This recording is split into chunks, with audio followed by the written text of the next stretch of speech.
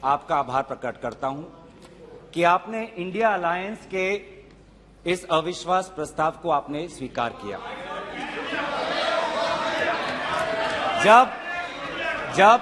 जब आपने पूछा कि इस अविश्वास प्रस्ताव के समर्थन में कौन कौन खड़ा है, तो मैं इस मंच से हमारे सारे इंडिया अलायंस दलों के सांसदों को मैं धन्यवाद और आभार प्रकट करता हूं। सर, ये अविश्वास प्रस्ताव हमारी मजबूरी है। ये हमारी मजबूरी है कि हम अविश्वास प्रस्ताव हमें लाना पड़ा, क्योंकि ये बात कभी भी संख्या की नहीं थी। ये बात हमेशा इंसाफ की थी, मणिपुर के इंसाफ के लिए। आप पहले प्रस्ताव रख दो। आप पहले सर, प्रस्ताव मैंने आपसे अनुमति मांगा, मैं प्रस्ताव आगे करता हूं।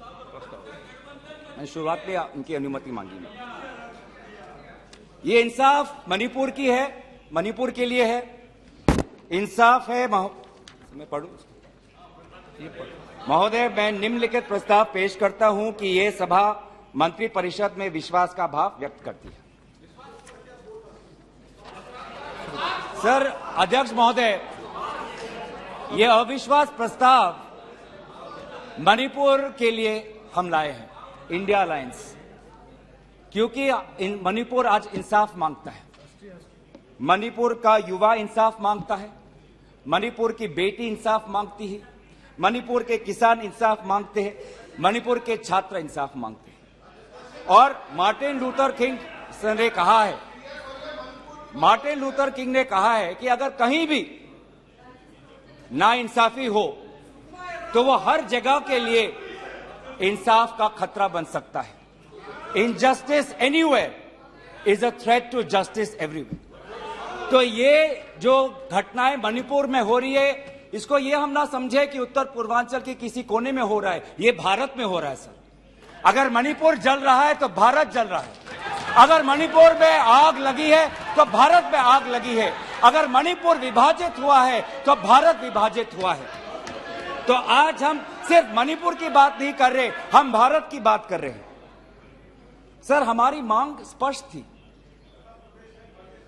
कि देश के मुखिया होने के नाते प्रधानमंत्री सदन में आए, अपनी बात रखे, अपनी संवेदना प्रकट करे और उस पर सारे पार्टी समर्थन दे और मणिपुर को एक संदेश जाए कि इस दुख की घड़ी में पूरा सदन मणिपुर के साथ है, हम मणिपुर में शांति चाहते हैं। यह हमारी अपेक्षा थी, यह हमारी अपेक्षा थी। लेकिन अफसोस की बात है कि ऐसा नहीं हुआ। प्रधानमंत्री महोदय ने एक मौन व्रत लिया कि सदन में ना लोकसभा में कुछ बोलेंगे, ना राज्यसभा में कुछ बोलेंगे। और इसीलिए अध्यक्ष महोदय, ये नौबत आनी पड़ी कि हम अविश्वास प्रस्ताव के द्वारा प्रधानमंत्री मोदी जी का मौन व्रत हम तोड़ना चाहते हैं। सर, साफ साफ 3 सवाल है प्रधानमंत्री महोदय से। सवाल पहला कि आज तक वो मणिपुर क्यों नहीं गए? राहुल जी गए, इंडिया अलायंस के विभिन्न पार्टीज गए, गृह मंत्री जी गए, MOS होम गए, पर देश के मुखिया होने के नाते प्रधानमंत्री मोदी जी क्यों नहीं गए? ये है सवाल पहला। सवाल दूसरा कि लगभग 80 दिन क्यों लगे प्रधानमंत्री मोदी जी को मणिपुर पे कुछ बोलने के लिए, और जब बोले तो सिर्फ 30 सेकंड के लिए बोले,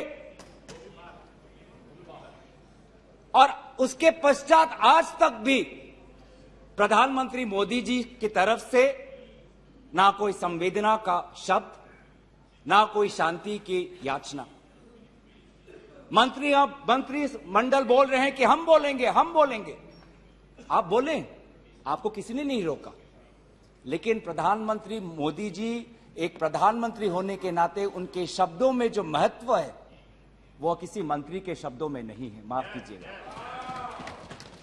प्रधानमंत्री मोदी जी अगर प्रधानमंत्री होने के नाते एक शांति की पहल करें, उस कदम में जो ताकत है वो किसी मंत्री या किसी सांसद में वो ताकत नहीं है, एक प्रधानमंत्री होने के नाते। सवाल हमारा तीसरा कि प्रधानमंत्री जी ने आज तक मणिपुर के मुख्यमंत्री को बर्खास्त क्यों नहीं किया। आपने गुजरात में जब निर्वाचन आए, गुजरात में जब आपको अपनी राजनीति करनी थी तो गुजरात में मुख्यमंत्री बदल दिए, एक बार नहीं 2 बार। उत्तराखंड में निर्वाचन आ रहे थे तो उत्तराखंड में 1 बार, 2 बार, 3 बार, 4 बार शायद आपने मुख्यमंत्री बदल किए। त्रिपुरा में निर्वाचन आए तो त्रिपुरा में भी आपने निर्वाचन आपने से पहले आप मुख्यमंत्री को बदला। मणिपुर के मुख्यमंत्री में ऐसा क्या आपने विशेष आपका आशीर्वाद आप दे रहे हैं जिन्होंने खुद कबूल किया है कि आज मेरे कारण एक इंटेलिजेंस फेलियर हुआ है। ये 3 सवाल हैं सर, और शायद इन 3 सवालों का 3 उत्तर भी है। प्रधानमंत्री मोदी जी मणिपुर पर क्यों मौन हैं, शायद उस प्रश्न का उत्तर भी 3 है। पहला उत्तर कि प्रधानमंत्री मोदी जी को कबूल करना पड़ेगा कि उनकी डबल इंजन की सरकार, उनकी सरकार मणिपुर में व्यर्थ हो गई है, विफल हो चुकी है। इसीलिए आज मणिपुर में 150 लोग मरे, लगभग 5000 घर जलाए गए, लगभग 60,000 लोगों आज शिविर में हैं, लगभग 6500 एफआईआर है। और मुख्यमंत्री, प्रदेश के मुख्यमंत्री होने के नाते जो एक संवाद का वातावरण बनाना चाहिए था, जो एक शांति, अमन और सद्भावना का एक वातावरण जो बनाना चाहिए था, आज उन्होंने सिर्फ मई महीने से नहीं, पिछले 2-3 सालों से ऐसे कुछ भड़काऊ उन्होंने कदम लिए हैं जो आज समाज के बीच में तनाव पैदा हो गया है। आज हम मणिपुर गए हैं, क्या मणिपुर में यह सबसे पहला हिंसा हुआ है? नहीं। क्या उत्तर पूर्वांचल में यह सबसे पहला हिंसा हुआ है? नहीं। इससे पहले भी हुए हैं, मणिपुर में भी हुए हैं। मैं खुद उत्तर पूर्वांचल का हूं, मैं खुद जिम्मेवारी से कहता हूं कि हुए हैं, लेकिन पहली बार, अरे आप में से तो कोई गया भी नहीं, आप क्या जानेंगे, पहले जाओ और फिर हमें परामर्श दो, पहले आप लोग जाओ। सर हम गए और बहुत दुख हुआ कि हमने समाज में 2 वर्गों के बीच ऐसा बंटवारा, समाज के 2 वर्गों के बीच हृदय में इतना आक्रोश, इतना गुस्सा हमने पहले कभी नहीं देखा। हमने पहले कभी भी नहीं देखा कि आज समाज का एक वर्ग दूसरे के प्रति बदले की भाषा का प्रयोग कर रहा है। हमने कभी भी नहीं देखा कि एक प्रदेश में एक ऐसी लकीर खींच दी गई है कि पहाड़ पे एक वर्ग के लोग रहते हैं और वैली में एक वर्ग के लोग रहते हैं। अफसोस की बात है सर कि जो सरकार एक इंडिया की बात करती है, आज उन्होंने 2 मणिपुर आपने बना दिए हैं। आपके राजनीति से 2 मणिपुर आज बन गए। मैं मणिपुर के मुख्यमंत्री को, इस सदन से पूर्व प्रधानमंत्री वाजपेयी जी की राजधर्मों को याद करने के लिए सलाह दूंगा, जिन्होंने कहा कि राजा के लिए, शासक के लिए प्रजा में भेद नहीं हो सकता, ना जन्म के आधार पर, ना जाति के आधार पर, ना समुदाय के आधार पर। सर आज इस माहौल में अगर सबसे ज्यादा पीड़ा किसी को झेलना पड़ा है तो महिलाओं और बच्चों को। हमने देखे हैं वो वायरल वीडियो में, उनका मैं उल्लेख नहीं करना चाहूंगा, उससे सबको पीड़ा हुआ। पर ऐसे मुख्यमंत्री जी ने स्वयं कहे कि ऐसे 100 एफआईआर हैं। हम भी गए हैं सर, इंडिया डेलीगेशन, हमारे संसदीय दल, उस परिवार से हम मिलके आए हैं जिसमें 2 महिलाओं के साथ इतना बुरा व्यवहार हुआ, अत्याचार हुआ। हमने ऐसे भी एक परिवार से मिले जिसमें एक 80 साल की महिला, जो एक स्वतंत्रता संग्रामी की पत्नी थी, उसको घर के अंदर बंद करके जिंदा जला दिया। जो 2 महिला जिसको लेकर आज सुप्रीम कोर्ट तक ये बात गई है, उसमें से एक महिला का पत्नी कारगिल में हमारे देश के लिए हमारी सीमा को सुरक्षा कर रहा था। वो कारगिल का जवान बोल रहा है मैंने देश को बचाया, पर मैं अपने घर और अपने परिवार को नहीं बचा पाया। जब हम उनसे मिलते हैं तो हमको क्या कहें? आप लोग कहते हैं हम फोटो ऑप करने गए थे। सर, दुख के समय में संवेदना उनको देने गए थे। आज महिलाओं, बच्चों के साथ आऊंगा, अब सारे बातों पे आऊंगा, सब पे आऊंगा। धर्मीय जगह को भी बख्शा नहीं गया। धर्मीय अनुष्ठान पर भी आज भीड़ घुसी और उसका असम्मान किया। आज इंटरनेट नहीं है। आप कहते हैं कि सब नॉर्मल है, स्थिर है। आज भी इंटरनेट नहीं है, बच्चे स्कूल नहीं जा पा रहे, लोग अपनी बातें नहीं रख पा रहे। आज भी कितनी महिलाओं पर अत्याचार हुआ है, वो अपनी बात ही नहीं रख पा रहे। वो तो वीडियो वायरल हो गया, नहीं तो मुझे लगता था कि आज तक प्रधानमंत्री मोदी जी मौन रहते अगर वीडियो वायरल नहीं होता। पर ऐसे हजार से ऐसे अत्याचार हुए। लेकिन वहां के मुख्यमंत्री क्या कहते हैं? अभी ड्रग्स के ऊपर वो बोलते हैं कि ये सब ड्रग्स के लिए हुआ है। अध्यक्ष महोदय, बहुत गंभीर पूर्वक मैं ये बात अपने आपके समक्ष सदन में रख रहा हूं कि मणिपुर के मुख्यमंत्री के कार्यालय से जब एक ड्रग माफिया के बड़े नेता को वहां की पुलिस ने पकड़ा तो मुख्यमंत्री के दफ्तर से फोन गया कि उस ड्रग के माफिया को बचाओ, रिहा करो। और वो ड्रग का माफिया कौन था? वो ड्रग का माफिया आप ही की दल के ऑटोनोमस डिस्ट्रिक्ट काउंसिल के चेयरमैन थे, जो वहां पे जब इटोचा सिंह को पकड़ा गया, लोयांग नांगबंग इटोचा, जब इस व्यक्ति को पकड़ा गया तो मुख्यमंत्री के दफ्तर से फोन गया कि इसको रिहा करो। और ये इटोचा कौन है? वहीं के राज्य सरकार के पीएचई मिनिस्टर सुशील द्रो के भाई हैं। आज ये इन सरकार राज्य में ड्रग्स की बात करते हैं। ड्रग्स के साथ मुख्यमंत्री महोदय के दफ्तर का ताल्लुकात है। ये बात मैं नहीं कर रहा, वो पुलिस अफसर जिनको इनकी राज्य सरकार ने मेडल दिया, वो आज वो बात कर रही है कि ये सरकार ने मुझे मेडल दिया और यही सरकार मुझे ड्रग्स से जुड़े हुए इनके दल के नेताओं को छोड़ने के लिए कह रही है। उन्होंने अपना मेडल वापस कर दिया राज्य सरकार। पॉपी फार्मिंग की बात करते हैं। आज आपका ही narcotics and affairs of border NAB ये कहता है the scale of poppy plantation in Manipur has spread across 15,400 acres of land in the hills between 2017 and 2023. 2017 में आपकी सरकार आई थी।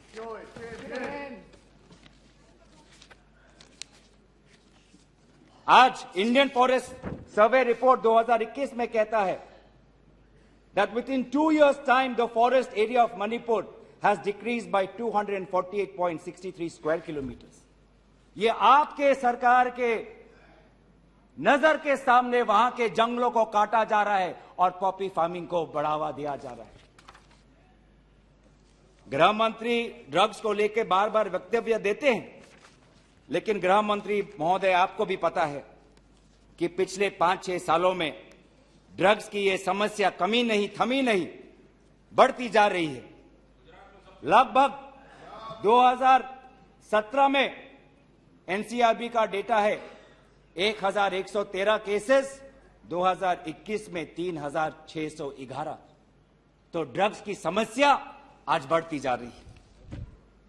तो कहीं ना कहीं प्रधानमंत्री जी चाहते हैं कि वो मौन रहे ताकि उनकी राज्य सरकार की छवि धूमिल ना हो, क्योंकि उनको छवि से लगाव है।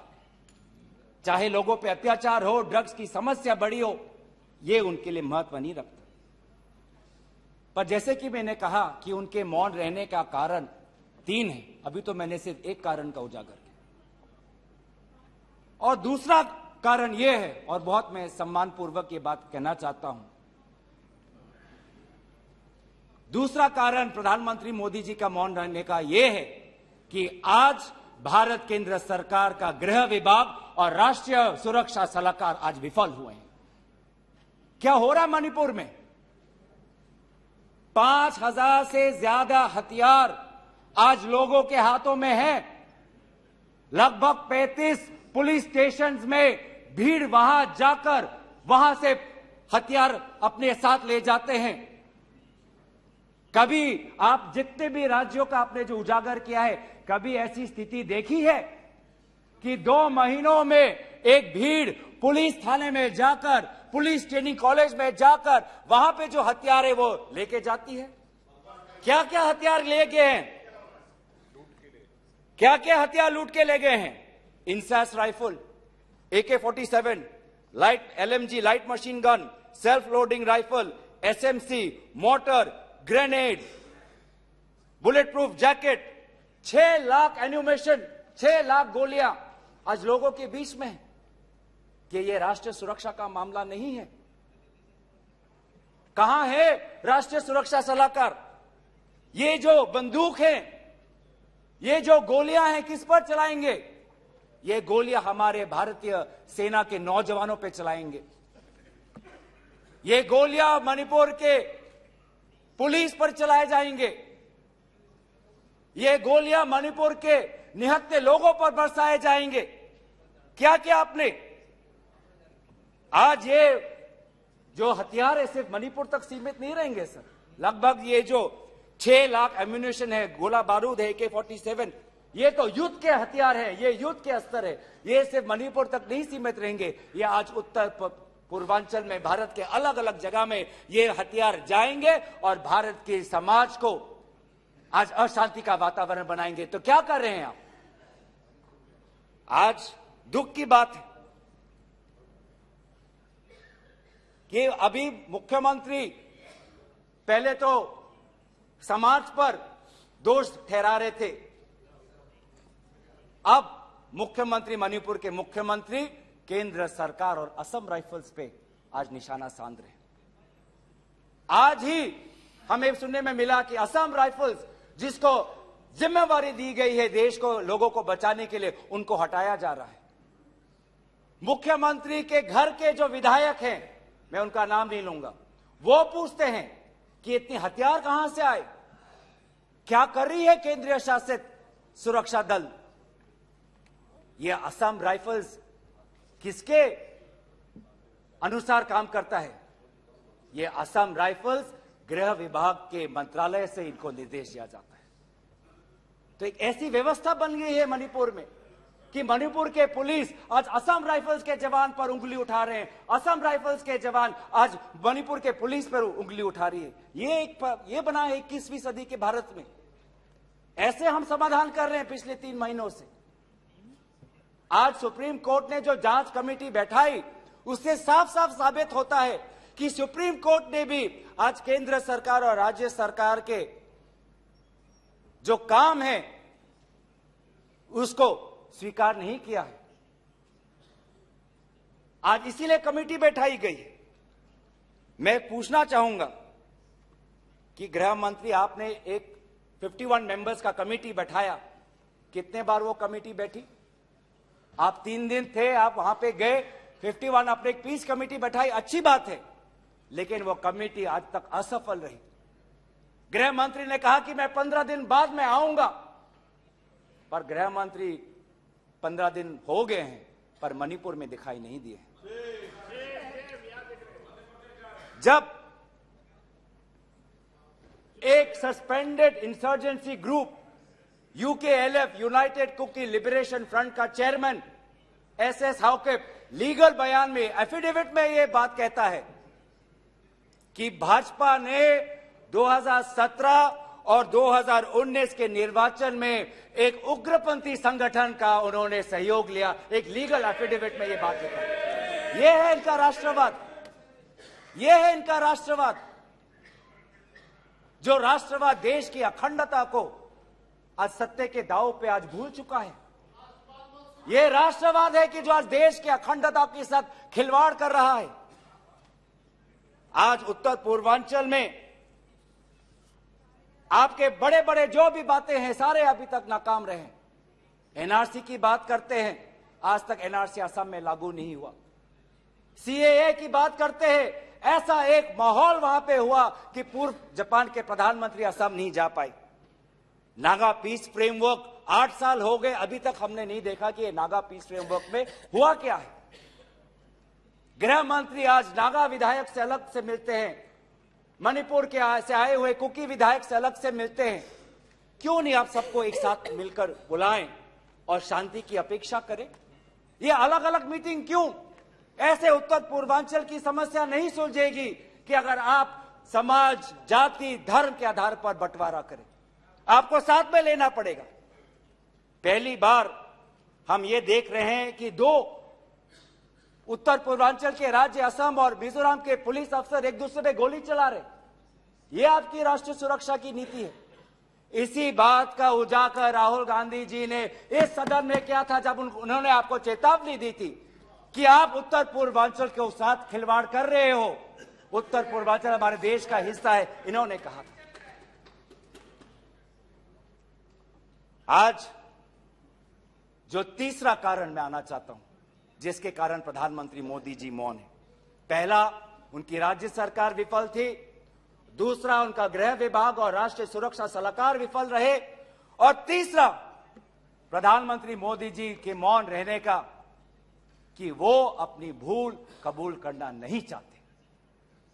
अगर वो बोले तो कि उनकी चूक हुई है राज्य सरकार से, तो ये भूल वो कभी जनता के सामने कबूल नहीं करना चाहते, मौन रहना पसंद करते हैं। और ये पहली बार नहीं हुआ है, ये पहली बार नहीं हुआ है जब भारत के स्वर्ण पदक लाने वाले कुश्ती के महिला खिलाड़ी जब सड़क पे जब विरोध कर रहे थे तो प्रधानमंत्री मौन थे। जब 750 किसान आंदोलन पे उनकी जीवन गई, बलिदान दिया, शहीद हुए, तो प्रधानमंत्री मौन थे। जब 2020 में दिल्ली में रायट्स हुए, दंगे हुए, पर विदेश के एक सरकार के नेता आए थे, उस समय भी प्रधानमंत्री मौन थे।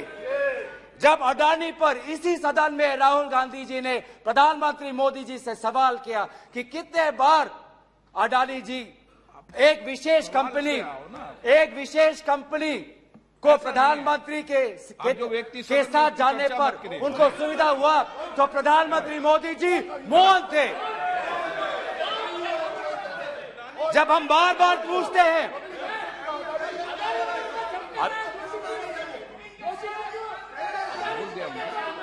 सर बड़ी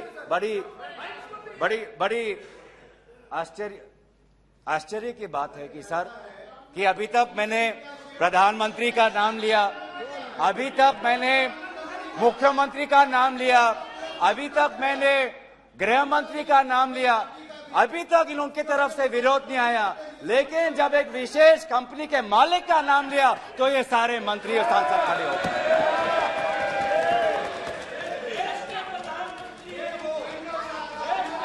किसकी सरकार है सर? ये किसकी सरकार है?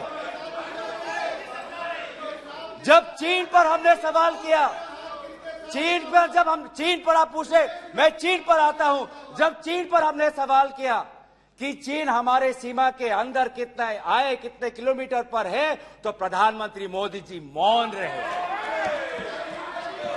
प्रधानमंत्री मोदी जी ने G20 के बाली समिट में प्रेसिडेंट शी जिनपिंग के साथ क्या बातचीत की, उनके विदेश मंत्रालय ने इसको छुपाने की कोशिश की, लेकिन जब चीन के विदेश मंत्रालय से बात आई तो भारत सरकार के विदेश मंत्रालय ने खुद कबूल किया कि हाँ, हमने ये बात छुपाई थी कि बहुत संवेदनशील बातें प्रधानमंत्री मोदी जी ने शी जिनपिंग के साथ बाली में किया। हम पूछना चाहते कि क्या बातें की आपने, क्या समझौता हुआ, क्या बताएंगे? विदेश मंत्री ने कुछ दिन पहले हम सबके समक्ष एक स्टेटमेंट रखा, पर उस स्टेटमेंट पर भी बाली में प्रधानमंत्री मोदी जी और प्रेसिडेंट राष्ट्रपति शी जिनपिंग के बीच में क्या बात हुई, इन्होंने उजागर नहीं किया। आप चीन की बात करते हैं, तो प्रधानमंत्री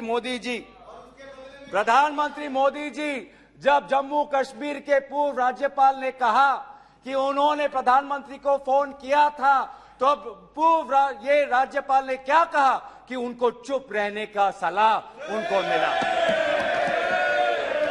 प्रधानमंत्री मोदी जी मौन रहे जब पूर्व एक राज्यपाल ने कहा कि हमने सुरक्षा मांगी थी हमारे पुलवामा के जवानों के लिए, लेकिन हमको कोई सुरक्षा नहीं मिली। जब ऐसा गंभीर बात एक पूर्व राज्यपाल, आपकी ही चुनी हुई राज्यपाल ने रखा, तो प्रधानमंत्री मोदी जी मौन रहे।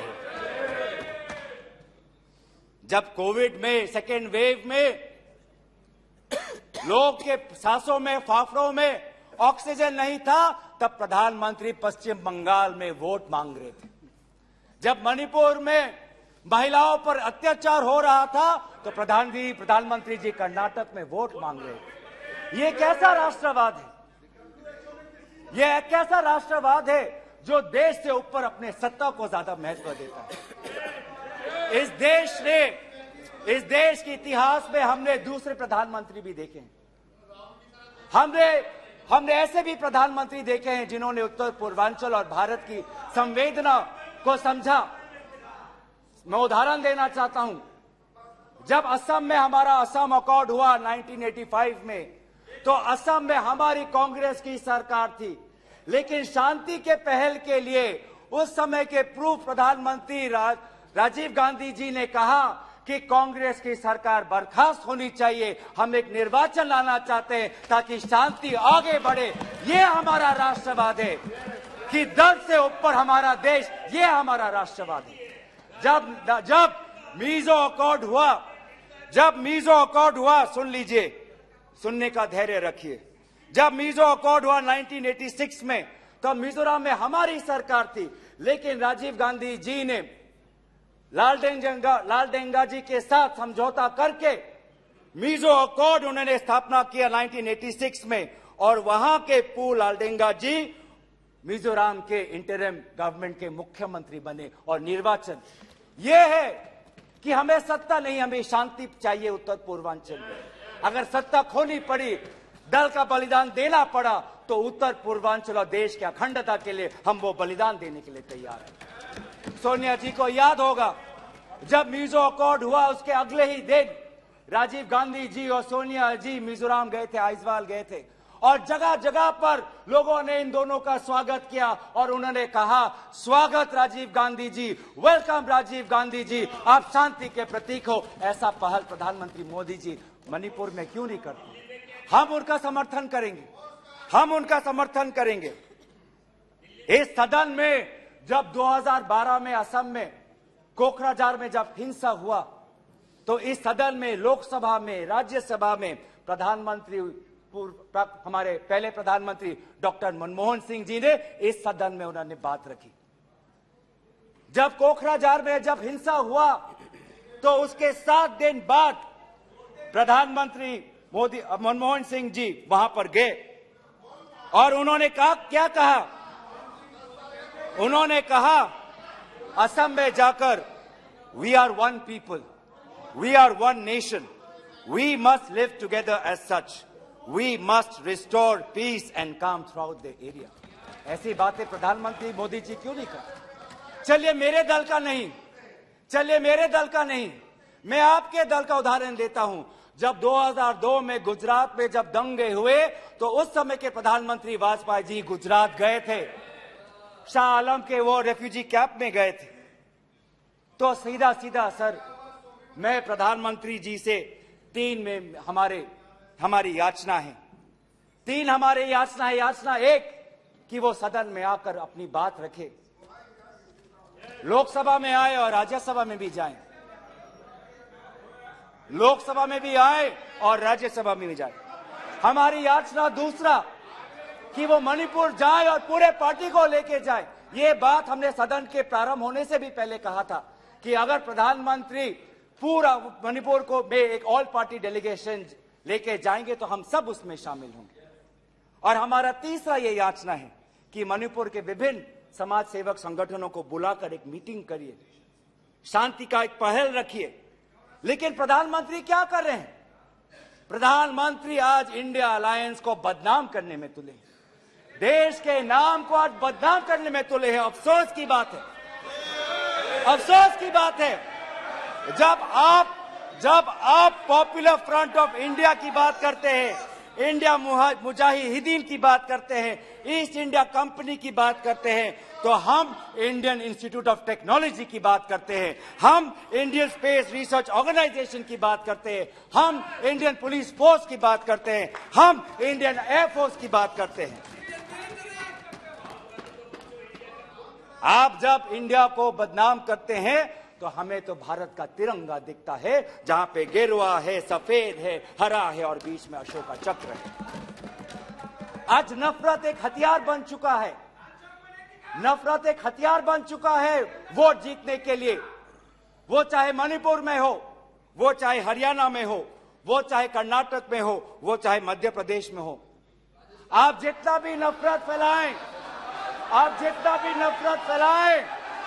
हमने राहुल जी के नेतृत्व में भारत जोड़ो यात्रा किया है। आपके नफरत के बाजार में हम जगह जगह पे मोहब्बत का दुकान खोलेंगे। हम संविधान की सुरक्षा करेंगे। Our constitution that talks about equality, liberty, justice, fraternity, हम इस संविधान के आदर्शों की हम सुरक्षा करेंगे। आप पूंजीपतियों का विकास चाहते हैं, सबका विकास कहते हैं, लेकिन करते हैं पूंजीपतियों का विकास, और वो भी सिर्फ 6 पूंजीपतियों का। आज भारत में एक ऐसा हमने व्यवस्था देखा है कि 6 कंपनियों के पास आज 25% पोर्ट है, 45% सीमेंट प्रोडक्शन है, 33% स्टील प्रोडक्शन है, 60% टेलीकॉम प्रोडक्शन है, 45% कोल प्रोडक्शन है। ये है आपका विकास का मॉडल, ये है आपका विकास का मॉडल। मैं उस कंपनी का नाम नहीं लूंगा जिससे आप उत्तेजित हो जाते हैं, लेकिन दूसरे कंपनी को तो नाम ले सकता हूं। ये कैसा प्रक्रिया है सर? ये कैसा कॉम्पिटेटिव इकोनॉमी बना रहे हैं? जब अप्रैल 2030 में श्री सीमेंट संघी इंडस्ट्रीज को खरीदना चाहता है, तो जून में ही श्री सीमेंट पर आईटी का डिपार्टमेंट का रेड होता है, और जुलाई 2023 में श्री सीमेंट एक्विजिशन से बाहर निकलता है, और अगस्त में अडानी का अंबुजा सीमेंट संघी इंडस्ट्री को खरीदता है। ये इकोनॉमी बना रहे हैं, ऐसा इकोनॉमी आप बनाएंगे? हम चाहते हैं पूंजीपतियों का विकास नहीं, हम चाहते हैं कि किसान का विकास हो जिससे राहुल जी मिले हैं।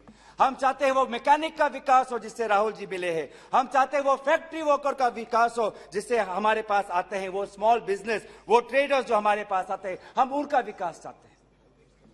आप गरीबों की बात करते हैं, आपने गरीबों के साथ विश्वासघात किया है। आज टमाटर 2050 केजी में, पेट्रोल 102 लीटर का, एलपीजी 1200 रुपए सिलेंडर का, मिल्क आज दूध के दाम पे। आपको इकोनॉमी की बात करते हैं, लार्जेस्ट फास्टेस्ट ग्रोइंग इकोनॉमी की बात करते हैं, जाइए ये भाषा उस आजाद मंडी के उस आदमी के सामने वो रखिए जिसके आंसू आज पूरे देश ने देखा है, जो कहता है रो रो के कि मेरे पास पैसा नहीं है। ये जीडीपी और फास्टेस्ट ग्रोइंग इकोनॉमी की बातें उनको समझाइएगा। आजादपुर मंडी में राहुल जी गए, आप किसान की बात करते हैं, आपके डेटा में आज हमको मिला है कि लगभग 10,000 किसानों ने आत्महत्या कर दी है, जिसमें से किसान है, श्रमिक है, कल्टीवेटर्स है। ये है पार्लियामेंट में आज उत्तर आता है कि एमजीएनरेगा में 5 करोड़ लोगों को आज एमजीएनरेगा से बाहर कर दिया है। ये आपका विकास है? तो सर ये आप गरीबों पे विश्वासघात करिए, हम राजस्थान की तरह देश में महंगाई में हम राहत लाएंगे। आप आदिवासियों में अत्याचार करें, हम आदिवासी छात्र, महिलाओं और एनजीओ के साथ हम भारत को हम जोड़ेंगे और इंडिया को जिताएंगे। India that is a union of states we will protect and we will win. जो 2024 में भारत जीतेगा, इंडिया जीतेगा। इतना अहंकार मत करिए। इन्हीं बातों के साथ मैं अपना प्रस्ताव यहीं पे रखता हूं। धन्यवाद।